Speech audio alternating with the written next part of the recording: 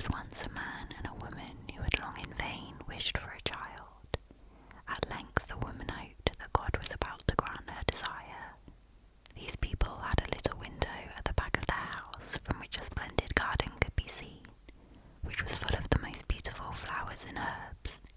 It was, however, surrounded by a high wall, and no one dared to go into it because it belonged to an enchantress named Dame Gothel, who had great power and was dreaded by all the world. One day the woman was standing by this window and looking down into the garden, when she saw a bed which was planted with the most beautiful rampion, and it looked so fresh and green that she longed for it, and had the greatest desire to eat some. This desire increased every day, and as she knew that she could not get any of it, she quite pined away, and looked pale and miserable. Then her husband was alarmed, and asked, "What ails you, dear wife?" "Ah," she replied, "if I can't get some of the rampion, which is in the garden behind our house, I shall die." The man, who loved her, thought, "Sooner than let your wife die, bring her some of the rampion yourself, let it cost you what it will." In the twilight of the evening he clambered down over the wall into the garden of the enchantress, hastily clutched a handful of rampion, and took it to his wife. She at once made herself a salad of it, and ate it with much delight. She, however, liked it so very much, that the next day she longed for it 3 times as much as before. If he was to have any rest, her husband must once more descend into the garden. In the gloom of evening, therefore, he let himself down again, but when he had clambered down the wall he was terribly afraid, for he saw the enchantress standing before him. "How can you dare," said she with an angry look, "to descend into my garden and steal my rampion like a thief? You shall suffer for it." "Ah," answered he, "let mercy take the place of justice. I only made up my mind to do it out of necessity. My wife saw your rampion from the window, and felt such a longing for it that she would have died if she had not got some to eat." Then the enchantress allowed her anger to be softened, and said to him, "If the case be as you say, I will allow you to take away with you as much rampion as you will, only I make one condition. You must give me the child which your wife will bring into the world. It shall be well treated, and I will care for it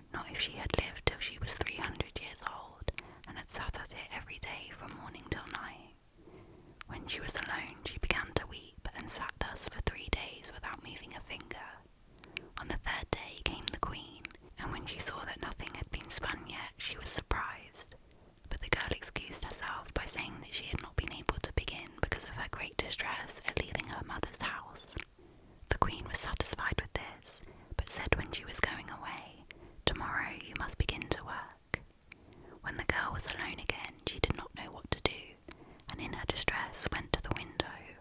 Then she saw 3 women coming towards her, the first of whom had a broad flat foot, the second had such a great underlip that it hung down over her chin, and the third had a broad thumb. They remained standing before the window, looked up and asked the girl what was amiss with her. She complained of her trouble, and then they offered her their help and said, "If you will invite us to the wedding, not be ashamed of us, and will call us your aunts, and likewise will place us at your table. We will spin up the flax for you, and that in a very short time." "With all my heart," she replied. "Come in and begin the work at once." Then she let in the 3 strange women and cleared a place in the first room, where they seated themselves and began their spinning. The one drew the thread and trod the wheel, the other wetted the thread, the third twisted it and struck the table with her finger, and as often as she struck it, a skein of thread fell to the ground that was spun in the finest manner possible. The girl concealed the 3 spinners from the queen and showed her whenever she came the great quantity of spun thread, until the latter could not praise her enough. When the first room was empty, she went to the second, and at last to the third, and that too was quickly cleared. Then the 3 women took leave and said to the girl, "Do not forget what you have promised us, it will make your fortune." When the maiden showed the queen the empty rooms and the great heap of yarn, she gave orders for the wedding, and the bridegroom rejoiced that he was to have such a clever and industrious wife, and praised her mightily. "I have 3 aunts," said the girl, "and as they have been very kind to me, I should not like to forget them in my good fortune. Allow me to invite them to the wedding, and let them sit with us at the table." The queen and the bridegroom said, "Why should we not allow that?" Therefore, when the feast began, the 3 women entered in strange apparel, and the bride said, "Welcome, dear aunts." "Ah," said the bridegroom, "however did you get such odious friends?" He went to the one with the broad flat foot and said, "How did you come by such a broad foot?" "By treading," she answered, "by treading." Then the bridegroom went to the second and said, "How do you come by your falling lip?" "By licking," she answered, "by licking." Then he asked the third, "How do you come by your broad thumb?" "By twisting the thread," she answered, "by twisting the thread." At this the king's son was alarmed and said, "Neither now nor ever shall my beautiful bride touch a spinning wheel." And thus she got rid of the hateful flax spinning. The straw, the coal, and the bean. In a village dwelt a poor old woman who had gathered together a dish of beans and wanted to cook them. So she made a fire on her hearth, and so that it might burn quicker, she lighted it with a handful of straw. When she was emptying the beans into the pan, one dropped without her observing it and lay on the ground beside a straw, and soon afterwards a burning coal from the fire leapt down to the 2. Then the straw began and said, "Dear friends, from where do you come here?" The coal replied, "I fortunately sprang out of the fire, and if I had not escaped by main force, my death would have been certain. I should have been burnt to ashes." The bean said, "I too have escaped with a whole skin, but if the old woman had got me into the pan, I should have been made into broth without any mercy, like my comrades." "And would a better fate have fallen to my lot?" said the straw. "The old woman has destroyed